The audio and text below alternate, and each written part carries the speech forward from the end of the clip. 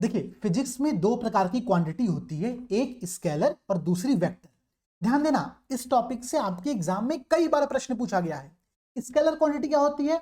एक ऐसी क्वांटिटी जिसमें केवल और केवल परिमाण हो, केवल और केवल मैग्नीट्यूड हो, उसको हम लोग कहते हैं स्केलर क्वांटिटी। यहां पर आपको डायरेक्शन बताने की आवश्यकता नहीं होती है। बहुत सिंपल सा एग्जांपल देता हूं, जैसे कि मेरा जो मास है वो मान लेता हूं कि 90 केजी है, तो 90 केजी के साथ मुझे डायरेक्शन बताने की आवश्यकता नहीं है।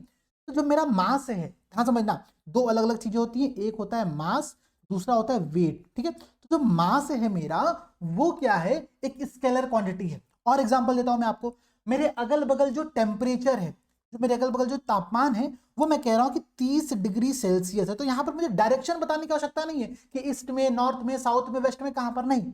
तो 30 डिग्री सेल्सियस टेम्परेचर एक स्केलर क्वांटिटी हो गया। वहीं पर अगर आप ध्यान दोगे तो दो बहुत सिंपल सा डिफरेंस मैं आपको और समझाता हूं। एक जिसको हम लोग कहते हैं डिस्टेंस, और दूसरा जिसको हम लोग कहते हैं डिस्प्लेसमेंट। ध्यान समझिएगा, डिस्टेंस और डिस्प्लेसमेंट में स्केलर और वेक्टर का अंतर समझना। एक बहुत सिंपल सा एग्जांपल है कि मानो एक व्यक्ति यहां से यहां पर जा रहा है, वो इस प्रकार से रास्ते से होते हुए गया, ठीक है। तो जो उसकी टोटल डिस्टेंस होगी वो कैसे काउंट होगी? जब हम इसको जोड़ेंगे तो ये काउंट होगा आपका। और टोटल डिस्टेंस में डायरेक्शन नहीं होता है। मैं मान के चलता हूं कि इसने 10 किलोमीटर का टोटल डिस्टेंस ट्रेवल किया, लेकिन जब हम डिस्प्लेसमेंट निकालेंगे, जब हम विस्थापन निकालेंगे, जो कि कई बार आपके सीसेट के पेपर में पूछा जाता है, तो डिस्प्लेसमेंट में आपको इनिशियल और फाइनल पोजीशन के मध्य में डायरेक्शन को काउंट करना पड़ता है, और उसी डायरेक्शन में मिनिमम शॉर्टेस्ट डिस्टेंस आपको बतानी होती है। तो डिस्टेंस एक स्केलर क्वांटिटी है, डिस्प्लेसमेंट एक वेक्टर क्वांटिटी है।